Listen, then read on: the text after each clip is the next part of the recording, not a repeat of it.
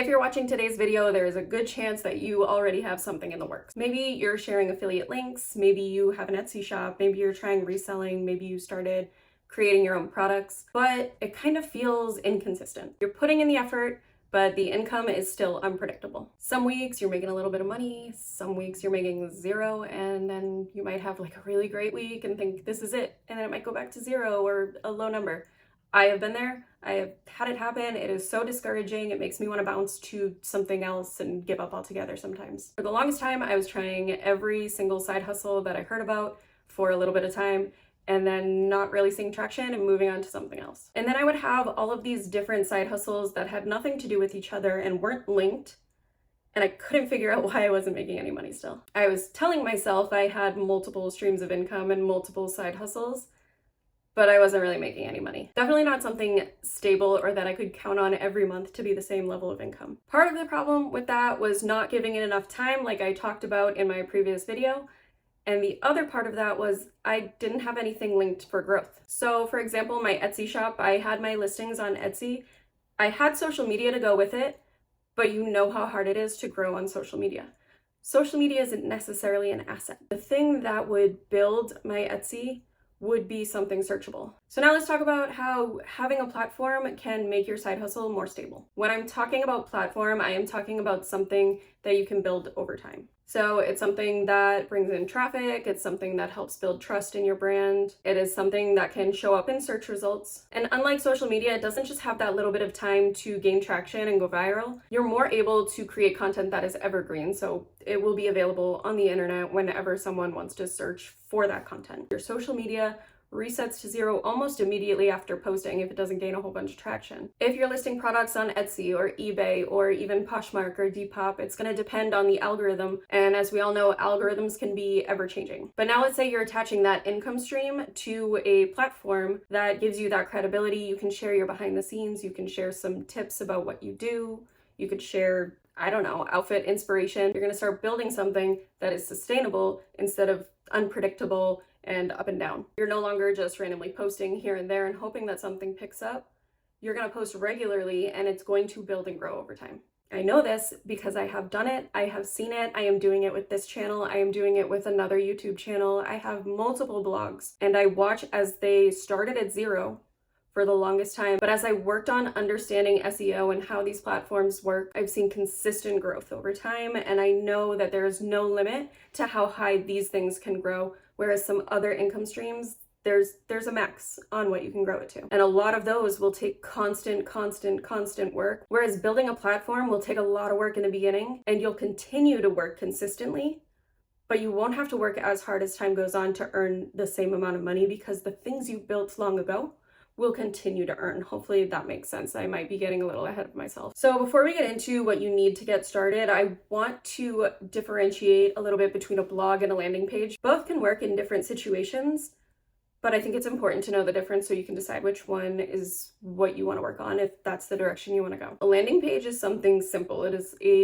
usually just one page that talks about an offer and collects email addresses. And it might just introduce the overall idea of your social media or of your brand and maybe something you offer. So if you are offering an ebook and you want to collect and build an email list, a landing page is a great thing to use, and you can build them for free, especially through email management. I personally use Kit, formerly ConvertKit, and that has been very useful for me. I can use the free version and it takes care of everything I need because I just send monthly newsletters and offer free products. So if you signed up through a direct link to one of the free resources I have, you've been taken to a landing page where all it has is the information about that one product and an opportunity to enter your email. A blog, on the other hand, has multiple pieces of content, and using that content, you can start ranking on Google once you figure out SEO. So why that's important is if someone searches something on Google, which we all do, if you're very specific in your niche and you are paying attention to your SEO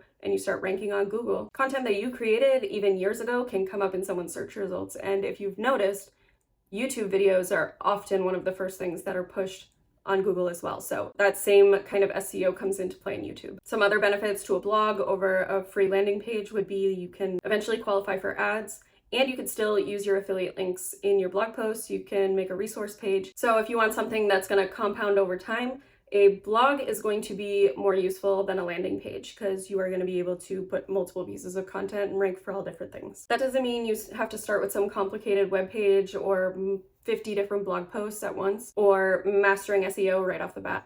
It just means you are starting to build something that can grow over time and you're going to learn as you go. You don't have to spend a lot of money up front, especially if you're trying to make money. Chances are you don't have a bunch of money to spend up front. So there are definitely free options. You have free WordPress, you have Wix, you have the landing pages on the email platforms like I talked about. You can start a Substack, you can start a Medium, you can start building your posts on something free. And if you want to then take those posts over to something self-hosted later on, you'll be able to do that. So the benefit for those is obvious. You don't have any upfront costs. However, you have a little bit less control because you can't customize everything the way you could if you were self-hosting. You may not be able to put ads. So you're not necessarily able to scale that into multiple income streams down the road. Now, the other option is a self-hosted blog or self-hosted website. It will usually cost you money up front, but you own it for the entire time that you choose to. Typically, they renew every year, every few years. But the perks of that are you can control what kind of monetization you want to go after. You'll be able to qualify for ads and place them on your website. You can structure it however you want. The free ones will give you templates and things like that that are very legit websites, but the paid ones let you have a bit more customization. They're just more flexible long term, so you will be able to do more with it. But if money is tight, which it is for so many of us right now, start with something free so that you're starting. Or start a YouTube because that is completely free. Whether you choose a free platform or a paid platform, neither one makes you more legitimate. They just vary in the amount of control that you have and the options you have down the road. Now let's get into what you actually need to start a blog. This can be a little bit confusing, but there are so many tutorials out there to teach you step by step. So I'm just going to run through some of the basics versus walking you through an entire tutorial. When you decide which platform you want to use, there'll be countless videos out there from creators teaching you how to make a blog or a landing page. So I won't go into that right now. We are just talking high level understanding it all. So when you're starting your blog, you're going to need a general direction. I say niche, but you need a general idea. You want something a little bit more specific because that's going to become important for SEO. You're going to want a very specific topic because that is going to signal to Google that you are an expert in this and it is going to refer you for those kind of topics. If you're posting all over the place, it's going to become a little bit harder for Google to understand your posts and who they're directed toward. If you are going to build this into something bigger, that is why I always bring up a niche, because you need to be working towards something bigger. Unless you're perfectly cut out for influencer life, I don't think I am. So that's why I go this route. I know I'm not going to be an influencer. That's never been my goal, but my goal is to make multiple streams of income. You're going to need hosting.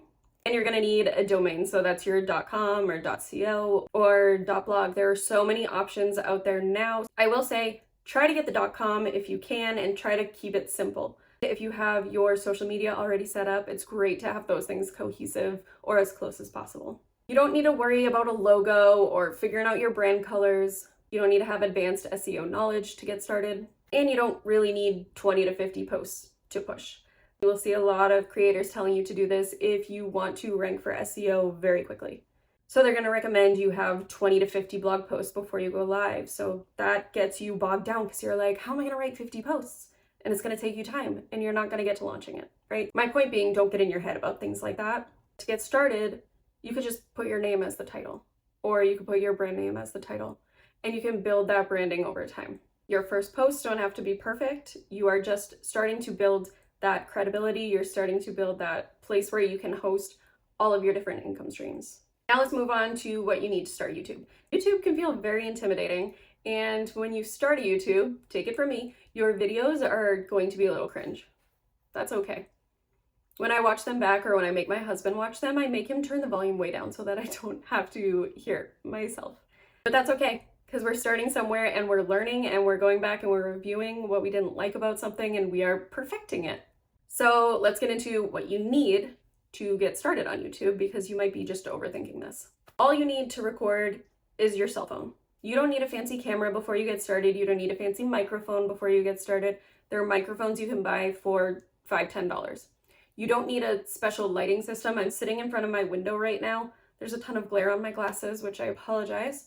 I'm new to wearing glasses. So all you need is your phone. You need a window, maybe a cheap microphone, because the audio isn't always the best on a cell phone. Then you need that topic, you need that niche, you need a direction to go in with your content. You don't have to know everything you're going to create, but you do need to know the types of things you're going to create. So when I started this channel, I knew I wanted to talk about side hustles, and I knew I wanted to talk about my experience with side hustles and differentiate myself from the people who are trying to sell you courses by just giving you what I've learned over time, right? So I'm no expert. I am not perfect at any of this. I am just like you, and I want to make more money for my family. So that is my direction for this channel. I have another channel where I know all I want to post is thrifting.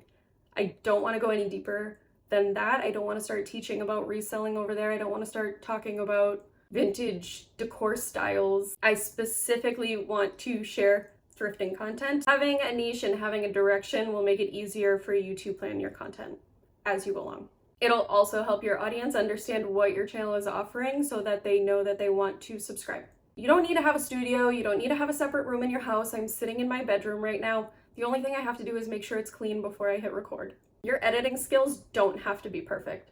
There are people who can do a video on one take and one complete stream with no cuts. I can't do that. You can tell by my video, I cut a whole bunch of things out, or else my videos would be like an hour long. I actually don't script my videos. I'm sure you can tell that. I do make myself a little outline. I have it sitting right here in front of me on my laptop, and I make sure that I'm covering the points that I want to cover. So that's how I kind of keep myself on track. But as far as editing goes, I use CapCut Pro because of the amount of content that I work on. But the free option of CapCut is perfect. I love the transcript tool because I can go in and I can take out all of the things I already know are unnecessary just by looking at the words, and then go back and adjust anything else that needs adjusting. Obviously, when you start, you may have no subscribers. I had maybe 200 subscribers when I started noticing that this channel was gaining a little bit of traction, and all I did was start focusing on shorts. Shorts on YouTube bring in followers. Long form videos on YouTube bring in the money. But when you're getting started, make sure you're still posting consistently, even if you don't have thousands of subscribers yet. So you want a blog or you want a YouTube because they are both searchable, they're both monetizable. You can add ads to YouTube, of course, once you get monetized. You can also share your affiliate links in your description. You can plug your websites, you can plug your products, you can plug your online shop, and it opens an opportunity to work with brands for sponsored posts. But just like blogging, it's going to require patience because it's going to take some time to grow it and monetize it in the beginning. But it is growable, and it is going to help whether you're doing affiliates, whether you are doing an Etsy shop making soap, or you're making cooking videos on TikTok. It gives you a place to refer people to build some trust in you, and to open the door for other income streams within the same side hustle and the same topic. And then you'll be able to use one to refer to the other, and to the other, and then back to the other. But the main one being this asset that you're building. So let's talk about the requirements that you need that aren't tools. Like I already said, you're going to need patience. It's going to take time to grow these. It takes time for search engines or for YouTube to understand what it is you are trying to be known for. It's going to take consistency. You can't just post here and there and expect fast results. I am definitely not as consistent as I should be, especially on this channel. And it is something that I am actively working on, because how am I going to tell you to be consistent and I am not consistent? So patience, consistency, the more you post, the faster you're going to build. I say fast, but the less slow you're going to build. I don't want to say anything is fast, because some people might be lucky and their stuff will take off because they have such a specific niche, whereas others, it will take time to grow. But the important thing is to just stay consistent until you start seeing the trends of what is building, what is getting attention in your blog, what posts are doing really well, what videos are doing really well, and you'll be able to mirror those as time goes on. But it's going to take the time and the consistency for you to start even being able to see those trends. I also need you to try to think long term, and this is where I tend to scare people away that I talk to about their side hustles, because I will start thinking about 5-10 years down the road, where do you see this side hustle? But it is important to have those stretch goals and understand your long-term game plan. There is someone who posts videos of herself coloring. All her videos are a pretty coloring sheet, and she's coloring it in with markers. If you go to her website, she makes her own coloring books for Amazon KDP that you can order through Amazon. She also recommends her favorite markers, and those are affiliate links. This is long-term thinking. You're doing this one thing right now, but what are the income streams you can make off of this? That goes back to why I say don't post all over the place. Get yourself into one kind of box that you can turn into multiple different things. Instead of having multiple different topics and different niches that you could try to make money off of each one, pick one niche or one topic and find different ways to make different income streams for that one. Okay, now hopefully I haven't lost you on how this connects to the unpredictable income stream that we are working on right now. Let's say you're already sharing affiliate links, maybe on Pinterest, maybe on social media. Now imagine turning that into a blog that can eventually rank on Google. You've now opened yourself up to a global audience. Anyone who's using Google may go to your blog and click your affiliate links from there. If you're reselling, which is what I was doing, imagine starting a YouTube channel, taking videos of yourself going to the thrift store and looking for things to resell. Now you're monetized on YouTube and earning ads from there, and you're posting affiliate links for maybe products that you use to refresh furniture. If you're making products for an Etsy shop or pop-up markets even, imagine you have a platform where people can go and see where your next market is or when your next restock is. You're no longer relying on algorithms. You're going to keep doing what you're doing, but you're going to give it a way to grow, and you're going to give it some more options for monetization down the road. So less chaos trying to do all these things without linking them, more of like a hub for all of the income streams you want to create. Now, how do you know whether you should do a blog or you should do a YouTube channel? Some people may know right off the bat, I don't like writing, I want to be on YouTube. Or I don't like being on camera, I'm going to go with a blog. Start with a blog if you like writing, if you like quiet work, if you like structure, and you don't like to be on camera. Writing can be used kind of loosely now because you can use the guidance of ChatGPT to help you come up with your topics and your outlines and things like that. So you don't have to be a novelist. You just have to understand good writing structure and be able to create your own voice, right? You don't want to just get something regurgitated from ChatGPT because people are going to recognize that. YouTube might be a better fit if you're better at conveying things verbally than in writing, and you like being on camera or you don't mind being on camera. I don't necessarily like being on camera, but I don't mind it. And you want faster feedback and faster reach. You can communicate with people through your YouTube, whereas on blogs, people very rarely leave comments. So it's harder to connect with people and to understand what else they want to see from you. I also feel like you get that subscriber following on YouTube that you don't necessarily always get in a blog. Unless your blog is really specific to something that someone is looking for, like maybe it's budgeting and they really like the way you describe things, or someone joins your email list, it's hard to get people to come back, right? We always kind of open Google and search the topic and go with whatever the best one is. So until you start ranking at the top for multiple things or you gain your dedicated readers, it's a little bit harder to grow a dedicated readership versus a dedicated viewership. Can you do both? Absolutely, I do both. And I embed my YouTube videos into my blog and I link my blog in my YouTube videos. Should you start both at the same time? Probably not. I started my blog years and years ago and started my YouTube within the past couple of years. So I say choose just one for now, give it some time, start seeing and practicing what you actually want to create. And once you get that down and you find the reason why you want to have both, then go into the other one. I like to continue updating my blog because it gives me somewhere to post resources and post more affiliate links, maybe walk through step by step of something. So to wrap things up, whichever platform you pick to start building your asset, you don't have to be perfect. You don't need to know everything.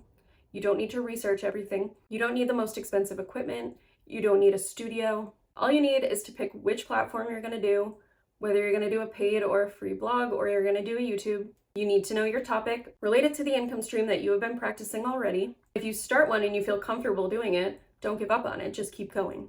And give it time and stay consistent. Now, if you start one and you feel very uncomfortable and it keeps you from wanting to do it all the time, then switch and try the other one, but be consistent with the other one. But don't just give up altogether and stop posting. And don't try to build both at the same time until you have traction on one and a plan for the other. This is what's going to turn something like affiliate marketing or an Etsy shop into something sustainable and growable and more predictable over time. For now, I want to know which one you are leaning towards. Are you leaning towards a blog or are you leaning towards a YouTube? Which one do you think you would be the most comfortable with?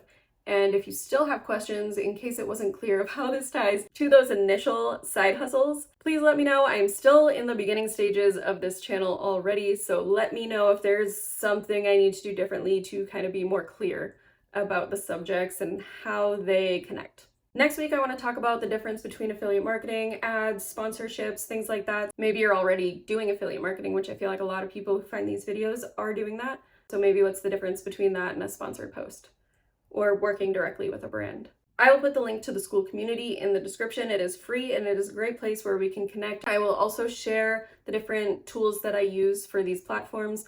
Some of them are affiliate links, others are just regular links, and I'm just recommending the things that I have found easiest to use over time. And I think most of them have a free option, except the hosting, of course. So definitely check those out. If you have any other questions related to this, make sure you leave them in the comments so that I can include it in future content, or I can go ahead and write a blog post about it in between videos.